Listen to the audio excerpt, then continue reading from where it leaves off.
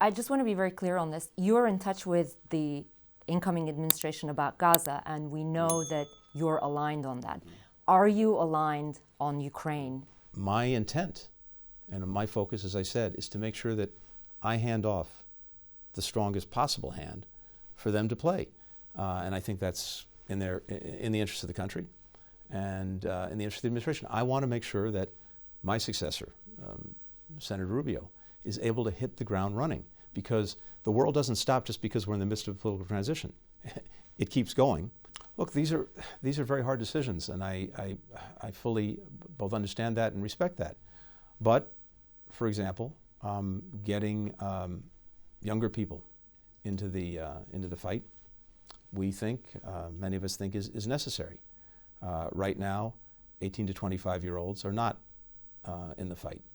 And making sure that people are there, not just the weapons, not just the munitions, not just the money, but mobilized forces, is also essential to success.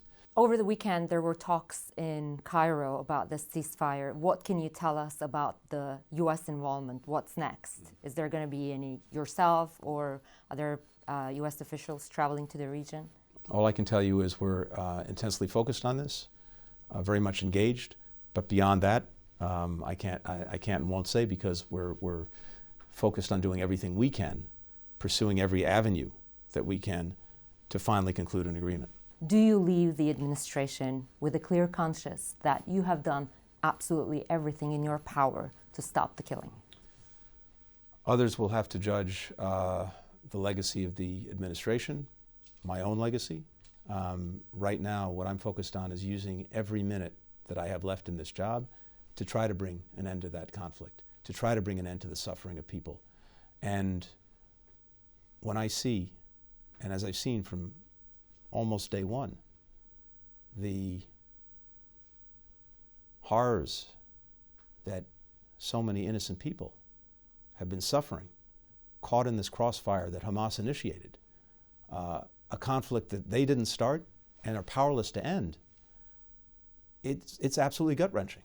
But what I have to focus on, what we've had to focus on, is how do we bring this to an end most quickly and most effectively in a way that helps ensure that October 7th and its horrors never happen again, but also in a way that's responsive to the desperate needs of Palestinian people in Gaza.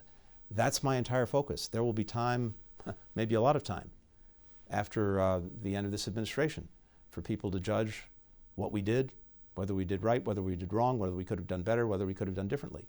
I don't have time to do that now. My time is focused on trying, with every minute that we have, to get the hostages home, to end this conflict, and to put Gaza on a better path.